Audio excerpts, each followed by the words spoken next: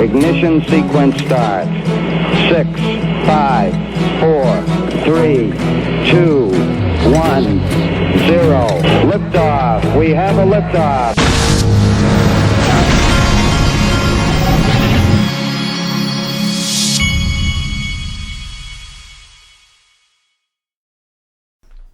Hey everybody, this is the Digital Asset Investor, and everybody is wide awake around here, but I had to get this video out. I got something going on this morning. I wanted to show this tweet from iTrustCapital this morning. I think that they nailed it. The herd is coming. HODL. I like that. Now, let's look at what the market is doing. We're at 1.76 trillion. Looks like Bitcoin's up a little bit. I think I know why. I'll show you in a second.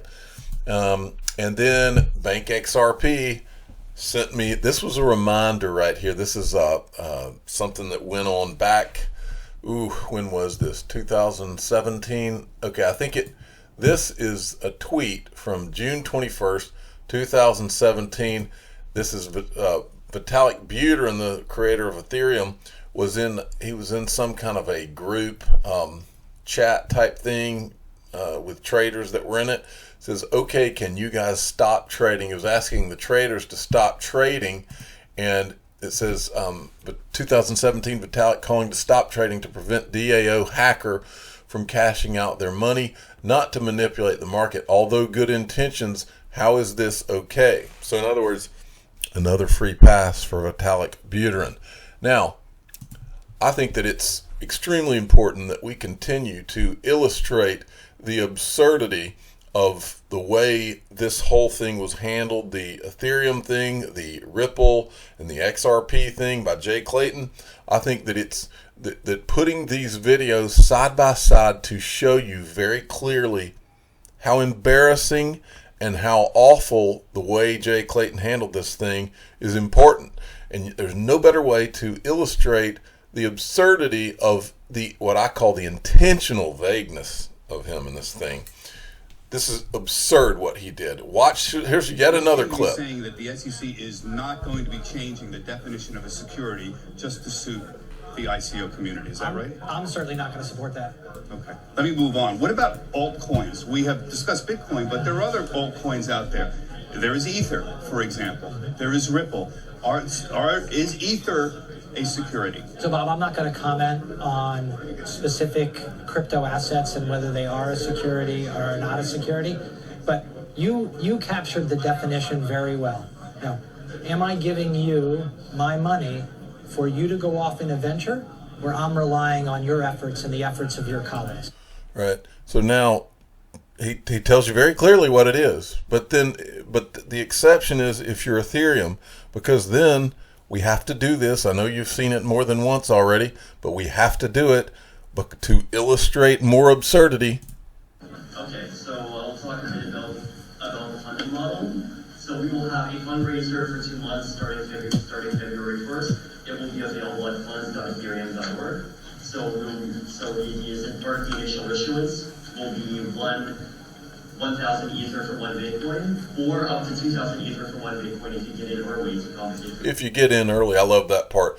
By the way, just in case I've forgotten to mention it, this was at a conference. He is standing in Miami as he's announcing his Ethereum fundraiser, okay? He's on U.S. soil. Free pass, though. Complete free pass. Increased risk. So the issuance model is that we will fundraise. Suppose that we hand out X Ether for the fundraiser, then there will be about 0.5x will be pre-mined, and then 0.4x after that will be mined per year forever. But you understand there are lawsuits, I'm sure you know, right now, for example, over Ripple, about whether it is or is not actually a security. That's partly one of the issues here, and obviously how the SEC feels is very important. No, we are not going to do any violence to the traditional definition of a security, which has worked well for a long time, and I believe will continue to work. Right, but we're not going to do anything about Ethereum because we've decided, for whatever reasons, that that's going to get a free pass. So I'll say it again. The communications regarding the Ethereum free pass are everything in that SEC Ripple case. And I said my 8-year-old could give more clarity than this. And you'll see here what used to be Cryptopolis. Actually, I'm trying to make sure I can see this so I didn't want to hit the wrong button, but Cryptopolis says that maybe your son could draw him a picture, so it's time to initiate the button. Wait, the button just malfunctioned. What happened? The button just malfunctioned. I'm going to turn it off, and then I'm going to turn it back on. Uh-oh. We got to get my son to do a new recording of do I need to draw you a picture. Don't worry, I will handle that. But we've had imagine that on my channel, having a technological breakdown here. Okay, moving along. Bank XRP. Elon Musk reveals Tesla will increase $1.5 billion Bitcoin holdings, boosting the price, aka diamond hands. Now here, there was a XRP Bart showed me the tweets, series of tweets. You can now buy Tesla with Bitcoin. So Elon Musk decided he's going to wake up and do some Bitcoin market tweaking, which there's nothing wrong. These are innocent tweets. I don't see anything wrong with it. Here's another one. Tesla is using only internal and open source software and operates Bitcoin nodes directly. Bitcoin paid to Tesla will be retained as Bitcoin, not converted to fiat currency. And then this one, pay by Bitcoin capability available outside the US later this year. So Tesla is going to accept Bitcoin. Then there was this, CNBC Crypto as a speculative vehicle should be regulated, says a boss of the central bank group BIS. So these guys continue to talk about how Bitcoin, tokens like Bitcoin are being used as a speculative vehicle and aren't a threat to central banks. But they're going on and they're talking about how these things need to be regulated. So now we've seen him talk like this. We've seen Janet Yellen talk like this. We've seen Christine Lagarde talk like this. The writing is on the wall, folks. These people, now, I'm not saying that they're going to try to destroy Bitcoin. I am saying they could if they wanted to. Yes, they could. But I don't think that that's what they're going to do. I think that they're going to hit it with taxes out the wazoo, though. I think they're going to tax it and say, oh, it's hurting. It's an environmental issue with the mining and all, and that they're going to come up with some kind of a tax, is what I think. Okay. Now, listen to this. This came from Real XRP Boy, and I think it must have come from the Real Vision channel. Watch this clip. This one caught my attention. Of leaders, Gensler, who is widely cited as an individual who has taught courses at MIT on cryptocurrency. If you listen to his courses, if you actually attend his courses, he'll highlight the high frequency of criminal activity and the sketchiness of the exchanges, which are radically different in their structure than, say, the New York Stock Exchange or the NASDAQ, where you are facing other counterparties. When you're trading on a Bitfinex or a Binance exchange, you're trading against the house, right? You are not trading against other counterparties. It is a different system, much more akin to the bucket shops of the United States in the 19th century that were banned, right? So to expect that this is not going to be heavily regulated and changed is, in my opinion, foolish. And I would suggest that that what Pomp is encouraging is for people to ignore those risks and effectively speculate on the idea that, as he says, it is a foregone conclusion that Bitcoin is going to become the central reserve currency for the world. That's just outright speculation that is designed to encourage people to invest a disproportionate share of their financial assets, whether that's taking their 401ks and piling it into Bitcoin, as he's encouraging people to do, right? Or whether that is encouraging people to engage in projecting historical results forward, which we are explicitly banned from doing in this industry. From my perspective, the issue is not whether you should or should not buy Bitcoin. My issue is you should be informed. And I think the industry is increasingly structured around concealing the risks that exist for investors. Wow. I thought that was pretty interesting. This was also interesting. And this is a point that I've made a lot. Brian Brooks was on CoinDesk's television series there. And Brian Brooks was making a point that I've made a lot. We for the last 10 years, were, I believe, intentionally told that Bitcoin was not trackable and all this stuff's for money laundering and you can't track it, it's anonymous and all that. And I believe, I've told you before, I believe Bitcoin was created by governments. I don't know which one or which collection of them, but I think that they created it for the purpose of sending the inflation they were creating into something they could control. And I believe that's why we watched the media for 10 years float the lie that it wasn't trackable. I think they wanted the bad guys to send their money into Bitcoin so that they could be trapped. I think they wanted to do that because they knew they could track them, and I think that they wanted that lie to be out there. I think that it was intentional. I just do. But listen to what he says. Everybody knows it's trackable. The fees transactions. Nobody in the business believes the fees transactions are fully anonymous. I think if you talk to the FBI, for example, or the Justice Department, as opposed to the Fed chair or the Treasury Secretary, you get a very different view about how private and how dangerous these things really are.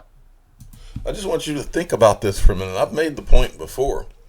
How genius would it be? Now think about the terrorists and the rogue nations and the dictators that are, or the drug dealers. Let's use drug dealers as an example. Let's say there's $1 billion in drug money that's somewhere in the world in cash. If you're a government that is really thinking, and you've been working on creating digital assets for decades, which we know they have, wouldn't it be a genius plan to create a digital asset, float it out there as a libertarian movement, and say, hey, and then have the governments for 10 years come out in articles, and different politicians, they come out and say, oh, we don't like this because it's being used for money laundering, it's being used by drug dealers to hide money. And you create a perception out there that they're able to hide money. And so what do the drug dealers do with that $1 billion? They flood it into that system, and the government that created it is sitting back watching every move, and all of a sudden they can track that $1 billion that was hidden in cash and no longer is. That's what I think this was all about. Okay, now here's something else that Brian Brooks said. This is Bitcoin truth. You hear me talk about Bitcoin truth all the time, although people don't want us to talk about it. I do talk about it. I tell you the truth about what it is and what it is not. Bitcoin has first mover advantage, and that's about it. Proof of work does not work. This is Brian Brooks, who is a pro-Bitcoin guy, who's telling the truth about what it is and what it is not. And after you watch this, I'll ask you another question. You know, it's funny, any of your viewers who've read Jeff John Roberts' great book, Kings of Crypto, will love the chapter that talks about how people came to realize that the original promise of Bitcoin as a payment mechanism probably is never going to work because the network is slow. But what its value really is using a network algorithm to create scarcity. And that's why it really is turning out to be more like gold. That's why it's performing inversely to the dollar. And that's why it's rising as inflation expectations rise, right? As it's a hedge against all that. So I think that's why every time you ever see any digital asset start to get some traction, whether it's XRP or Cardano or the powers that be, somehow, some way begin to attack those digital assets.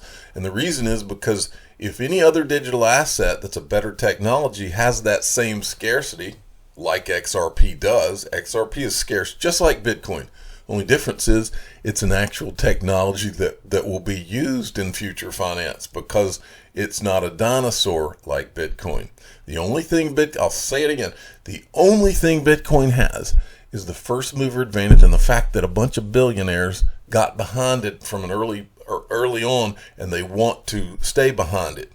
Other than that, at some point, there's going to be a digital asset that also has scarcity but actually has utility and a use case. When that happens, Bitcoin eventually gets jumped, and I think that those billionaires by that time will be out, and I think they know that that day will come, and they will have already made their money, and I don't think it'll be an issue anymore to them. And then all of a sudden you'll start hearing them talk about other digital assets that they own, that they're, by the way, accumulating right now or already have.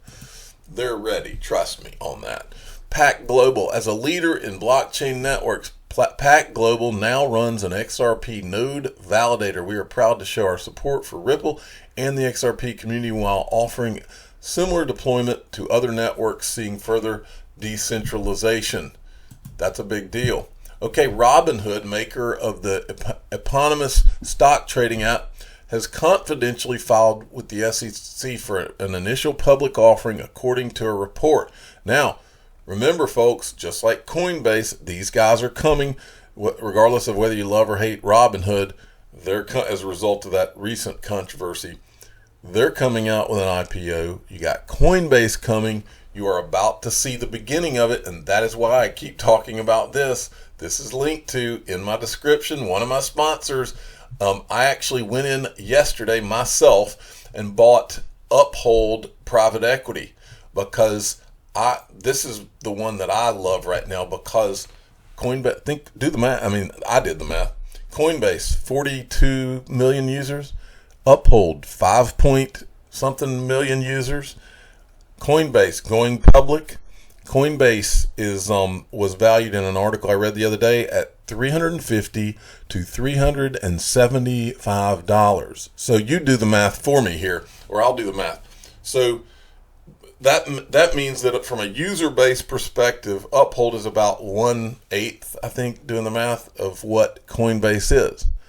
So really, it doesn't take any really big time mathematic genius to figure that out. This is just me talking.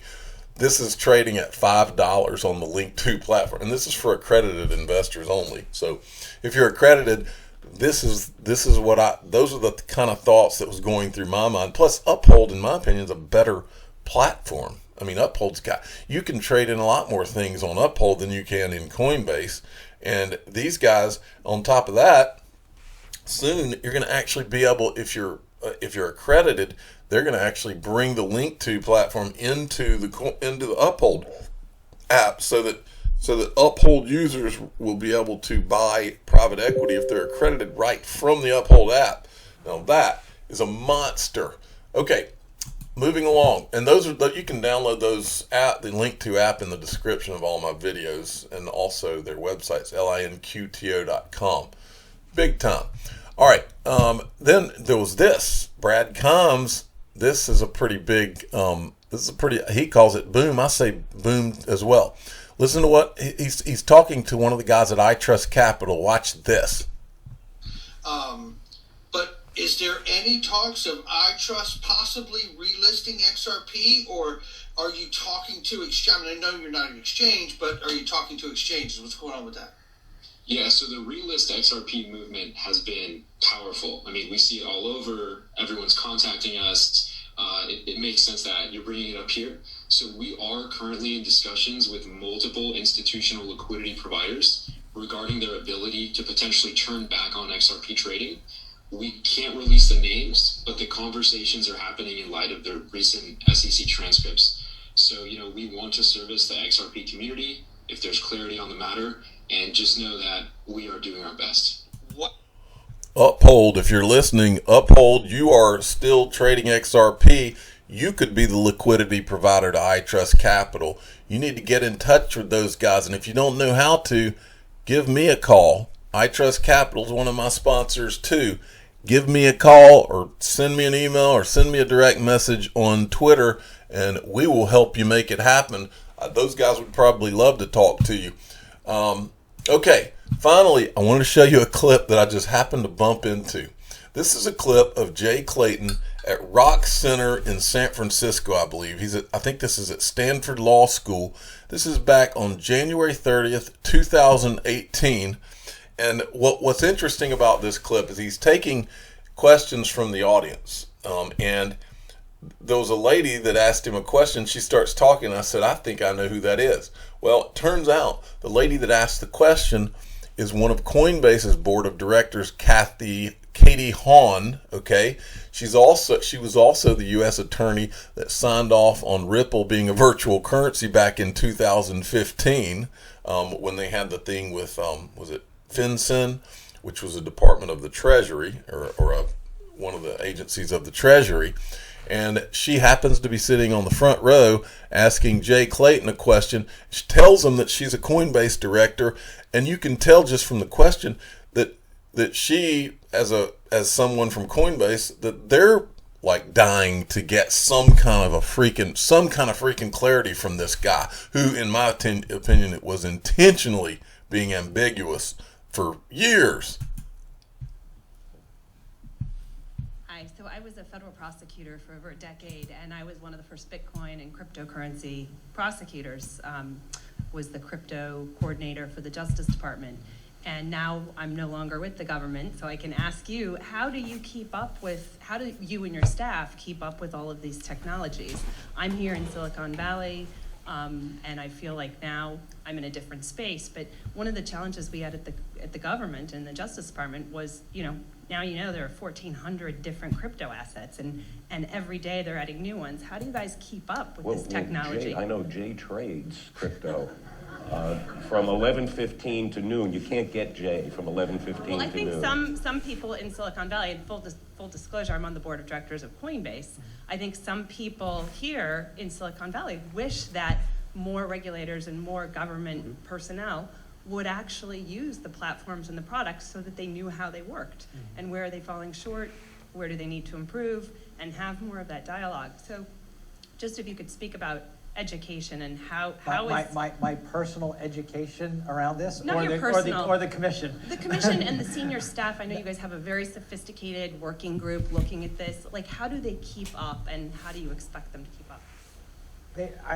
I think they've been doing, what you posit is, here's something that has kind of exploded, and how many people around the world are dedicating every waking hour to trying to make money in this space?